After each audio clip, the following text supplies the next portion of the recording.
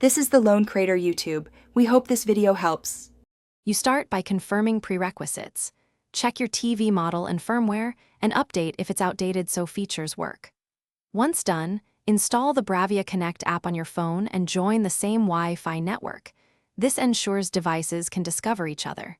Then, on the TV Open settings, go to Network and enable Bravia Connect or Remote Pairing.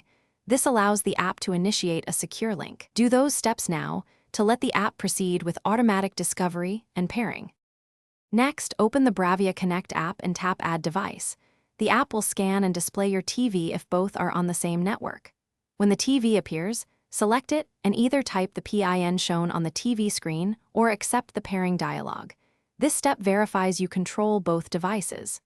Make sure to grant required permissions, such as local network access and notifications, because the app uses those to stream controls and receive status updates.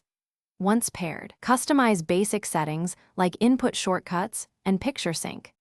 To finish, test the app as a remote. Try navigation, input switching, and volume. This confirms the link is live. Next, sign into streaming services through the app and set favorites so you access content quickly. Doing this improves convenience and reduces remote button presses. If something goes wrong, restart the TV and router, confirm both devices are on the same Wi-Fi band, and retry pairing. Many failures stem from network isolation or expired PINs. If issues persist,